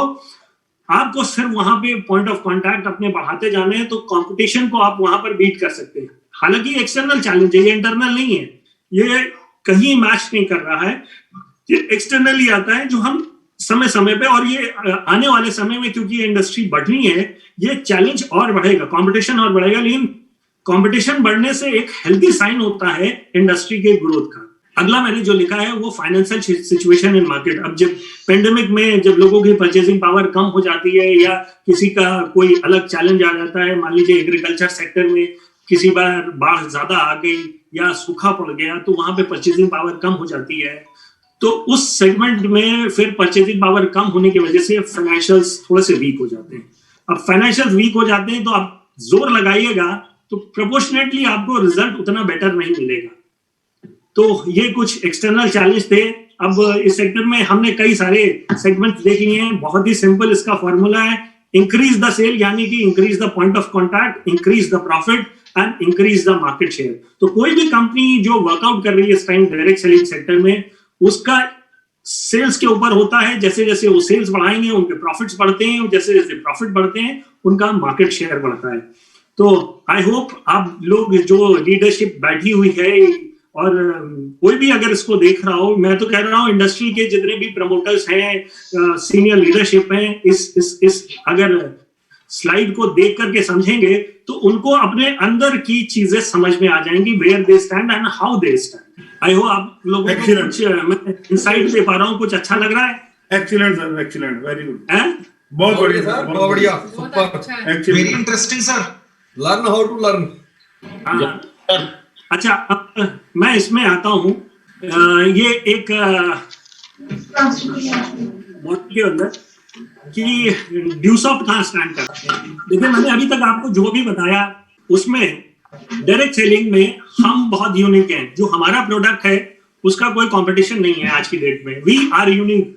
और हमारी, मैंने पिछली बार भी बात करी थी और प्रमोद ने भी आज वो वर्ड यूज करा, निश। तो हम लोग निश सेगमेंट में हैं। डायरेक्ट सेलिंग के अंदर जो हमारा प्रोडक्ट एज एजुकेशन प्रोडक्ट है वो कंपटीशन उसका कोई नहीं है। हम इस टाइम बिल्कुल यूनिक स्टैंड करते हैं जहां तक हमारे प्रोडक्ट की बात होती है, और जहां तक हमारे प्लान की बात होती है तो बाइनरी में 1:2 की बैलेंसिंग के अंदर वो भी बिल्कुल यूनिक स्टैंड होती है। फिर हमारा जो इस टाइम बात आती है कि अनअकैडमी है, एडुटेक है, वेदांतु है, आज की डेट में 4-5 ये नाम ज्यादा लिए जा रहे हैं क्योंकि इसका एड टीवी पे बहुत ज्यादा आ रहा है। और टीवी पे एड इसलिए आ रहा है क्योंकि इसमें वेंचर कैपिटलिस्ट ने पैसे डाले हैं और वो पैसा दबा करके लगा रहे हैं अपने एडवर्टाइजमेंट पे। उनका मतलब आप समझ लीजिए 2-2 लाख के हर तीसरा ऐड उनका 2 से 3 लाख, वो डिपेंड करता है कि किस टाइम वो दे रहे हैं। चाहे वो आप फेसबुक ऐड देख लीजिए, चाहे यूट्यूब ऐड देख लीजिए, चाहे आप टीवी के न्यूज का ऐड देख लीजिए, या कमर्शियल्स के साथ वो चल रहा हो उसमें ऐड देख लीजिए, कुछ भी हो उनके इस टाइम फ्री फ्लो है। तो इसमें एक हमें बहुत बड़ा एडवांटेज आ रहा है कि लोगों के माइंडसेट पे टेक्निकल एजुकेशन जो है वो छपती चली जा रही है। तो हम उसमें पैसा नहीं खर्च कर रहे हैं, लेकिन इसके बावजूद जो पब्लिक एट लार्ज है उसके माइंडसेट के ऊपर एजुकेशन ऑनलाइन वाला कॉन्सेप्ट जो है वो ब्रांडिंग होती जा रही है। कई बार कहा जाता है कि एक ही चीज को आप एक झूठ को आप 100 बार बोलिए तो आदमी को वो सच लगने लगता है। तो चांस की बात है कि एजुकेशन जिसको हम प्रमोट करते सन 2000 से आ रहे हैं, लोगों को नहीं समझ में आ रहा था, और अभी पेंडेमिक में एकदम से इसकी ग्रोथ होने लगी है। देखिए ग्रोथ का भी मजा, जब 2000 में ई कॉमर्स कंपनीज की शुरुआत हुई तो 2010 के बाद उनकी ग्रोथ मेजरली आई, और आपने देखा होगा कि ज्यादातर कंपनीज जो फॉर्म हुई हैं या बढ़ने शुरू हुई हैं वो 2010 के बाद हुई हैं। आज तो बहुत सैचुरेशन आ गया है। और एडुटेक कंपनीज की जो फॉर्मेशन शुरू हुई है वो 2010 से पहले कंपनी, सिवाय मेरे ड्यूसॉफ्ट को छोड़ करके किसी का नाम मुझे दिखता ही नहीं है 2010 से पहले। लेकिन एडुटेक कंपनीज की जो ग्रोथ अब दिख रही है और जो ये मार्केट बिल्कुल पकड़ने को बैठा हुआ है वो 2020 है। तो 2020 से इस सेगमेंट की सबसे ज्यादा ग्रोथ दिखाई दे रही है। लेकिन अब हमारा जो मॉडल है उसमें आप देखिए जो हमारी टिकट वैल्यू है वो बड़ी मतलब बहुत ही प्रिसाइजली प्राइस्ड है। अगर आप इन कंपनीज को देखते हैं, मैं तो देख रहा था जो व्हाइट हैट जूनियर है इसमें अगर बच्चे एक क्लास करते हैं तो एक क्लास की 1 घंटे की एक क्लास का कॉस्ट होती है 750 रुपए। एक हफ्ते में अगर उन्होंने 2 क्लास करी, 3 तो छोड़ दीजिए, 2 क्लास करी तो आपका 1500 रुपए, और महीने में आपने 8 क्लास करी तो आपका 6000 रुपए। महीने में अगर 6000 है तो साल में आपका 12×6 = 72। मतलब आपने एक साल एक बच्चे को हफ्ते में 2 क्लास कराई तो 72,000 आपको पे करना पड़ रहा है, क्योंकि वो इतना ज्यादा एडवर्टाइजमेंट डाल रहे हैं, इतना ज्यादा उसको बढ़ाने की कोशिश कर रहे हैं आर्टिफिशियल तरीके से कि उनकी कॉस्टिंग इतनी ज्यादा है। अब उस सेगमेंट में आप देखिए कि ड्यूसॉफ्ट की प्राइसिंग, जहां पर मैं आज आप लोगों को वो डिटेलिंग नहीं दे पाया हूं कि करिकुलम, एक्स्ट्रा करिकुलम और स्किल डेवलपमेंट वाले सेक्शन में ड्यूसॉफ्ट किस तरह से स्टैंड करता है, क्या क्या सेगमेंट में हम लोग वर्कआउट कर रहे हैं। और स्किल डेवलपमेंट वाले सेगमेंट जो सबसे ज्यादा बड़ा है उसमें तो आप किट देख ही रहे हैं जो हम लोग प्रोडक्ट प्रमोट कर रहे हैं। लेकिन मैं इस टाइम आपसे बात कर रहा हूँ इस मॉडल की। देखिए एक मॉडल उनका भी है, एक मॉडल हमारा भी है। हमारा डायरेक्ट सेलिंग के अंदर बिल्कुल यूनिक मॉडल स्टैंड करता है, जहां एजुकेशन एज अ प्रोडक्ट हम प्रमोट करते हैं, जहां बाइनरी को के साथ हम वर्कआउट करते हैं। आप इंडस्ट्री में इन कंपनीज को देख रहे हैं, इनके साथ जो है वो ROI मैंने एक शब्द लिखा है, ROE आप लोग लिख सकते हैं कि आपके काम आने वाला है। ROI रिटर्न ऑन इन्वेस्टमेंट होता है। जो भी आज की डेट में एडुटेक कंपनीज वर्कआउट कर रही हैं वो ROI पे कर रही हैं, रिटर्न ऑन इन्वेस्टमेंट। अब वो जो इन्वेस्टमेंट कर रही है, technical investment, advertisement investment, logistic, जो आपका रियल एस्टेट से रिलेटेड है, जो भी आपकी सैलरी से है, ओवरहेड एक्सपेंसेस, ये सारे मिलाकर के जब बच्चा एक ज्वाइन करता है, एक पैकेज लेता है किसी भी कंपनी के एजुकेशन का, तो वहां पर वो कंपनी उसका कैलकुलेट करती है ROI, रिटर्न ऑन इन्वेस्टमेंट। मान लीजिए उसने एक सेल करी है 80,000 की, तो उसने उसके ऊपर एडवर्टाइजमेंट में कितना खर्च करा और उसके हिसाब से प्रोपोर्शनेटली। अब इनका बिजनेस मॉडल और हमारे बिजनेस मॉडल में फर्क कहां पे आ रहा है? उनका निकलता है रिटर्न ऑन इन्वेस्टमेंट और हमारा है ROE। ROE stand for return on effort. हम पॉइंट ऑफ कांटेक्ट करते हैं और हमारा रिटर्न ऑन इन्वेस्टमेंट ना होके रिटर्न ऑन एफर्ट होता है। तो जो हम एफर्ट लगाते हैं फील्ड में, जो हम वर्कआउट करते हैं, उस वर्कआउट से हमारा मॉडल एकदम से डिफरेंट निकल करके आता है, जो आज की डेट में इस इंडस्ट्री में बहुत ही यूनिक है। मतलब मैं तो कहूंगा कि ये रिवोल्यूशनरी है। अगर हम इसको सही तरह से मिल करके एक साथ करें ना, ड्यूस ऑफ का पैरेलल कोई आने ही वाला नहीं है। We are in such a big and best segment of this industry, चाहे वो डायरेक्ट सेलिंग का हो, चाहे वो एजुकेशन का हो, दोनों ही में हम बहुत ही यूनिक स्टैंड करते हैं, जो हमारी ग्रोथ को बहुत आगे लेकर के जाने वाला है। अब मॉडल की हमने बात करी तो क्वेश्चन एक ये आ जाता है, how do we spend our time? How do we spend our time? क्योंकि अब मॉडल भी ठीक है, सिस्टम भी ठीक है, इंडस्ट्री भी ग्रो कर रही है, टेक्नोलॉजिकल डेवलपमेंट भी हो रहे हैं, 5G की तरफ भी जा रहे हैं, चीजें चेंज भी होनी है, ग्रोथ भी आनी है हर सेगमेंट में। लेकिन बात आ जाती है अब हमारे ऊपर, क्योंकि पॉइंट ऑफ कांटेक्ट, मैंने जो आपकी बात कही, किसी भी टीम में पॉइंट ऑफ कांटेक्ट जिसके ज्यादा होंगे उसकी ग्रोथ ऑटोमेटिक होगी। अब हम सब लगे हुए हैं, मिलके कर रहे हैं। और आज की डेट में मैंने देखा था, मेरे ज्वाइन होने से पहले 1000 लोग ज्वाइन हो चुके थे। तो आपकी स्ट्रेंथ भी और आपका डेडिकेशन भी वो शो करता है। लेकिन how do we spend our time, ये थोड़ा सा बॉल जो है अब आपके कोर्ट में आ गई है। अब आपके कोर्ट में जो आई है, इसमें संजय जी अगर इस टॉपिक को लेना तो आप समझ लीजिए आपके क्रिस्टल क्लियर हो जाएगा थॉट की क्या exactly how do we stand, मतलब हम टाइम का कैसे उपयोग, सदुपयोग और दुरुपयोग करते हैं, उसी को मैंने बताने की कोशिश करी है। पहला मैंने रखा है अनप्रोडक्टिव टाइम। आपके दिन के 24 घंटे हैं, उस दिन के 24 घंटे में आपके कितने घंटे जो हैं वो अनप्रोडक्टिव जाते हैं। आपके पास पेन डायरी होगा, आप अपने आप लिख सकते हैं, जो भी पेन डायरी आप रखे हुए हैं, आपके 24 घंटे हैं, उसको अगर आप कंपार्टमेंटलाइज कर लीजिए कि आपकी लाइफ के ये 24 घंटे हैं, उस 24 घंटे में आपका सोना भी है, जगना भी है, दिनचर्या भी है, घर भी है, प्रोफेशन भी है, आप हर तरह से उसमें वर्कआउट करते हैं। तो 12 घंटे हम नॉर्मली माइनस कर देते हैं, जो हमारी लाइफ का सोना खाना डेली दिनचर्या में आ जाता है। लेकिन 12 घंटे हमारे पास, सबके पास होते हैं, जो हम जुडिशियसली यूज करते हैं। अब उसमें हम अनप्रोडक्टिव टाइम अपनी लाइफ का कितना रखते हैं, इसके मैं एग्जांपल्स आपको कुछ दे दूंगा, लेकिन मैं आपको सेगमेंटाइज करके बताता हूं। अनप्रोडक्टिव टाइम एक होता है, दूसरा होता है प्रोडक्टिव, और तीसरा सेगमेंट होता है सुपर प्रोडक्टिव। अब आपके जो ये 12 घंटे लाइफ के हैं, उसको आप इन 3 सेगमेंट में डिवाइड करके देखिए। अब आप 12 घंटे लेकर के चल रहे हैं, अब 12 घंटे में अपनी लाइफ का कितना अनप्रोडक्टिव टाइम पे निकालते हैं, कितना प्रोडक्टिव पे निकालते हैं, कितना सुपर प्रोडक्टिव पे निकालते हैं। अब मैं आपको पहले कंपनी का एक एग्जांपल लेकर के बताता हूं, फिर अपना दूंगा, फिर संजय जी का दूंगा, तो हम सेगमेंटाइज करते हैं, फिर डायरेक्ट सेलिंग के अंदर दे दूंगा, ठीक है। पेंडेमिक हुआ, पेंडेमिक में सब चीजें बंद होने शुरू हो गई, लोगों का मूवमेंट रुक गया, सब लोग टाइम का वेट करने लग गए।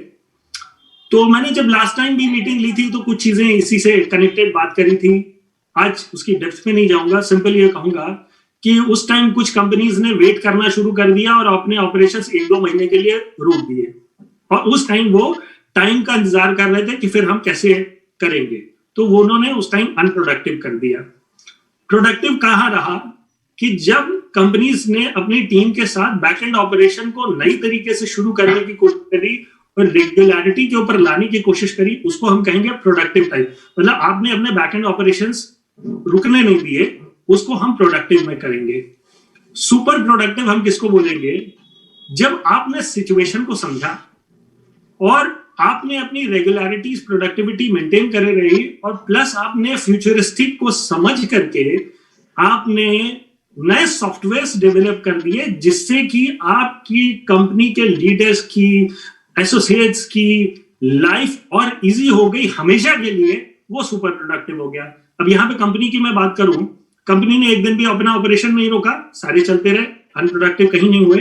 प्रोडक्टिविटी कहां पे है कि हमारा जो बैक एंड ऑपरेशन है 24/7, हमारी वेबसाइट जो वर्किंग है वो सारी 24/7 चलती रही, वो प्रोडक्टिव है। लेकिन सुपर प्रोडक्टिव कहां हुआ?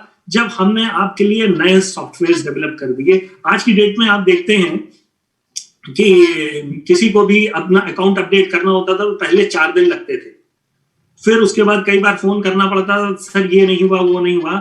वो आज आपके हाथ में आ गया है। वो पहले जो 2 आदमी करते थे, आज की डेट में 500 लोग अपने आप कर लेते हैं। तो प्रोडक्टिविटी बढ़ी। जो काम पहले 4 दिन में होता था वो आज की डेट में 4 घंटे में हो जाता है। तो यहाँ सुपर प्रोडक्टिविटी है।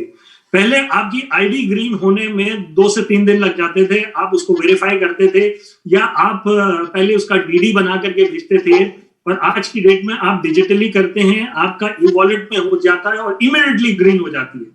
तो जो 4-5 दिन का काम था वो आपके 2-3 घंटे में कन्वर्ट हो गया, जैसे आपका यूटीआर अपडेट हुआ। तो यहां पर कंपनी ने ये जो काम कर रहे हैं ये सुपर प्रोडक्टिव करें। अब उसी पेंडेमिक में ड्यूसॉफ्ट ने सुपर प्रोडक्टिव और प्रोडक्टिव दोनों में काम करें, और काफी ऐसी कंपनीज थी जो वेट कर रही थी कि सिचुएशन सही हो जाए, वो अनप्रोडक्टिव में थी।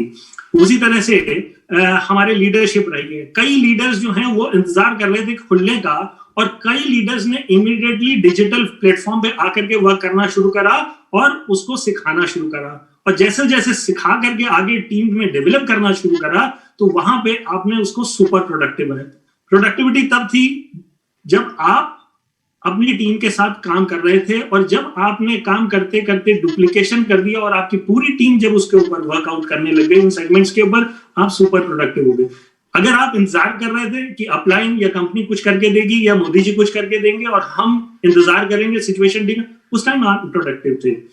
अभी जैसे हम लोग वर्कआउट करते हैं डायरेक्ट सेलिंग के अंदर, उसमें हम अपना प्रोडक्टिविटी समझते हैं कि हम यूट्यूब चैनल के ऊपर हैं, यूट्यूब से हम सीख रहे हैं या और किसी ब्लॉग से सीख रहे हैं या पॉडकास्ट से सीख रहे हैं, कोई भी चीज से हम सीखने की कोशिश कर रहे हैं।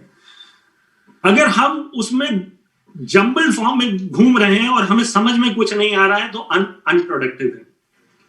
प्रोडक्टिव तब हो जाता है जब आप चीज कुछ सीख लेते हैं और अपने ऊपर इंप्लीमेंट करके अच्छे से उसको और बेटर कर ले जाते हैं, वो आप प्रोडक्टिव हो जाते हैं। और वहीं पर संजय जी उन चीज को समझ के सीख कर फिर उसको डुप्लीकेट करके आपके सामने प्रेजेंट कर दें और YouTube पे डाल देते हैं, जिसको आने वाली जनरेशन बार बार देखेंगी, और उससे हर एक जो उनका अपलोड है वीडियो, उससे उनको गहराइयों का पता चलेगा, नेटवर्किंग का पता चलेगा। तो वहां पर संजय जी जो है वो सुपर प्रोडक्टिव हो जाते हैं। प्रोडक्टिविटी उन्होंने एक टाइम करी, लेकिन उसको बना करके ऑनलाइन जो डाल दिया, और उससे अभी मान लीजिए उनका जिस टाइम प्रेजेंटेशन चला उस टाइम उनको 3000 लोगों ने सुना, तो वहां पे वो प्रोडक्टिव है। और जब उन्होंने उस चीज को डिजिटल फॉर्मेट में डाल करके सबके लिए छोड़ दिया और 30,000 लोगों ने उसको रिपीटेडली सुना और उससे चीजें अच्छी निकाली, तो वहां संजय जी कहीं ना कहीं सुपर प्रोडक्टिव हो जाते हैं। तो हम लोगों की भी लाइफ में मैंने छोटे छोटे आपको एग्जाम्पल दिए जो हमसे कनेक्ट होते हैं। तो अभी आप समझने की कोशिश करिए, एज ए डायरेक्ट सेलर जो आप अपना करियर लेके चल रहे हैं, आप अपना जो टाइम देते हैं उसमें अगर आप अपना वेलागिरी में टाइम निकालते हैं, आप सिर्फ छोटा मोटा बात कर लेते हैं, तो आप अनप्रोडक्टिव होते हैं। आप लोगों से मिल करके उनसे जो आपके 4 बेसिक्स हैं उसके ऊपर वर्कआउट करके, कॉन्टैक्ट करके प्लान देते हैं और सेल के ऊपर वर्कआउट करते हैं, आप उस टाइम प्रोडक्टिव हो। चाहे आप कॉन्टैक्ट एंड इनवाइट कर रहे हो, चाहे आप मीटिंग फिक्स कर रहे हो, चाहे आप उनको वेबिनार में लेकर के आ रहे हो, या आप कोई भी XYZ जो आपकी टीम का और आपका भला कर सकता है, वो प्रोडक्टिविटी में आ जाता है। लेकिन सुपर प्रोडक्टिव आप तब होते हैं जब आप अपनी टीम के अंदर एक ऐसा नया लीडर क्रिएट करते हैं जो आपका आगे चल के रॉयल्टी होल्डर बनता है। तो उस टाइम आप सुपर प्रोडक्टिव होते हैं कि आपने एक नया जनरेशन को जन्म दिया जो उस चीज को डुप्लीकेट करके लेकर के जाएगा। तो सीनियर लीडरशिप के लिए सुपर प्रोडक्टिविटी वाला पॉइंट बहुत जरूरी है। लेकिन आज की डेट में मैं देख रहा हूं हम लोग जो वेबिनार इवेंट्स इस तरह से डिजिटल फॉर्मेट में कर रहे हैं, ये सारे के सारे कहीं ना कहीं बहुत ही सुपर प्रोडक्टिविटी में आ रहे हैं। तो आई होप मैंने जो आपको मैं इसमें बहुत डेप्थ में नहीं जाऊंगा, मैं रिक्वेस्ट करूंगा संजय जी से कि इस टॉपिक के ऊपर वो थोड़ा सा विस्तार से 1.5 घंटा अपना प्रवचन देंगे, तो हमारे जितने भी अभी सॉफ्टवेयर जुड़े हुए हैं उनकी आंखें थोड़ी सी खुल जाएंगी और उनका विजन क्लियर हो जाएगा। ड्यूसॉफ्ट से रिलेटेड मैंने अभी आपसे बात कर ली है कि सुपर प्रोडक्टिविटी के, भाई ड्यूसॉफ्ट टेक सेवी कंपनी है, उसमें कोई डाउट नहीं है। आज की डेट में ड्यूसॉफ्ट ने जितने अपने एसोसिएट को एम्पावर कर दिया है ना, मैं आपको गारंटी देता हूं इस डायरेक्ट सेलिंग इंडस्ट्री के अंदर इतना एम्पावर्ड डायरेक्ट सेलर किसी भी कंपनी में नहीं है जहां उसके हाथ में मैक्सिमम कंट्रोल है वर्किंग का।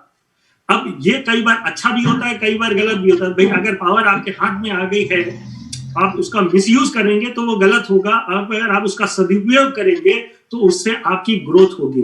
तो ड्यूसॉफ्ट ने इस पेंडेमिक में चीजें इस हिसाब से कर दी हैं कि अपने एसोसिएट को, अपने लीडर्स को इतना एम्पावर कर दिया है कि वो अपनी ग्रोथ जितनी बढ़ाना चाहे, मतलब ऑब्स्टिकल्स जो बॉटलनेक्स बोलते हैं ना वर्किंग में, बॉटलनेक्स, वो बॉटलनेक्स ऑलमोस्ट नेग्लिजिबल पोजीशन में पहुंच जाती हैं। तो आप टेक सेवी कंपनी के साथ एसोसिएटेड हैं जो इंडस्ट्री की the most associate empowered company है, जो अपने लोगों को जितना आगे बढ़ाने के लिए मदद कर सकती है उस चीज के ऊपर वर्कआउट करती है।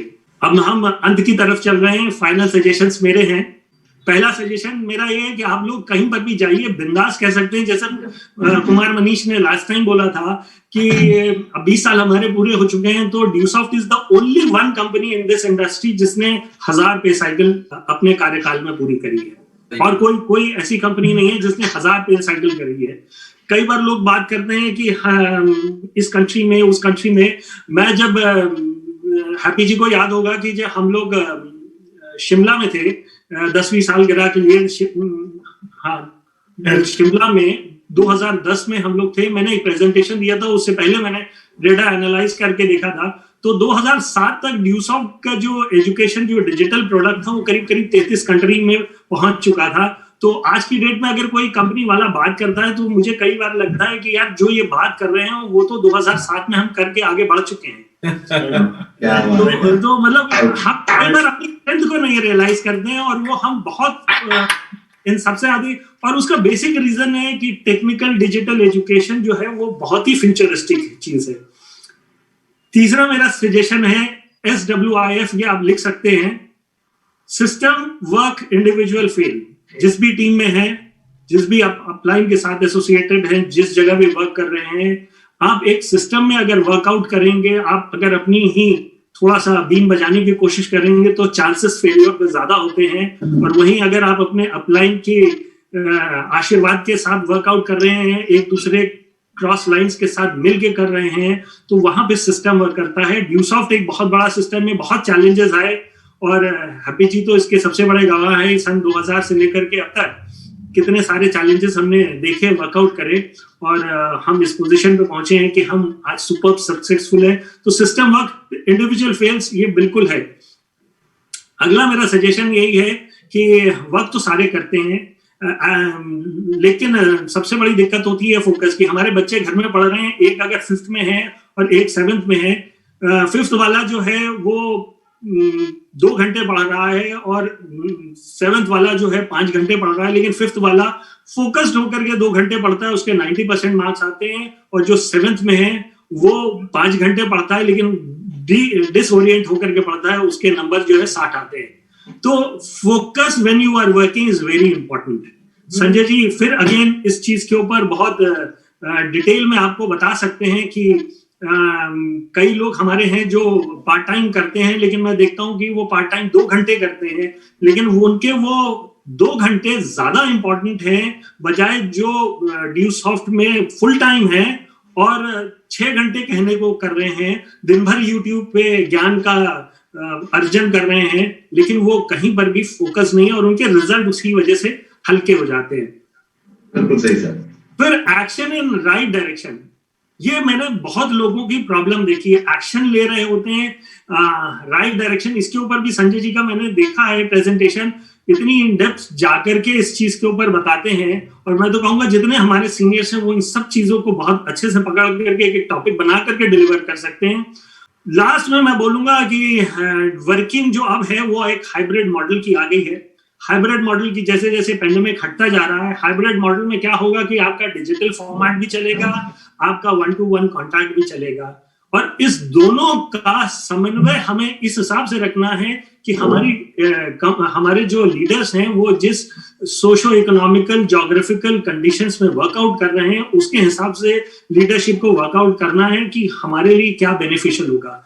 मेरा अपना मानना ये है कि टेक्नोलॉजिकल एडवांसेस 100% बहुत ज्यादा बढ़ रहा है, उसको कोई रोक नहीं सकता। 5G आप 1-1.5 साल के अंदर देखेंगे और हो सकता है 2 साल 3 साल के अंदर 6G भी आप देखना शुरू कर दें। कॉन्स्टलेशन ऑफ सैटेलाइट्स आ जाएगा। हम लोग अभी इमेजिन में नहीं कर सकते चीजें कितनी जल्दी और कितनी फास्ट चेंज होनी है। हमें लर्न हाउ टू लर्न वाला कॉन्सेप्ट लेकर के चलना है। अगर हम वो लेकर के चल रहे हैं तो हम कभी फेलियर नहीं हो सकते, हम हमेशा प्रोग्रेसिव रहेंगे। तो हमें इस हाइब्रिड मॉडल के ऊपर वर्कआउट करना है और ये लीडर्स के ऊपर डिपेंड करता है।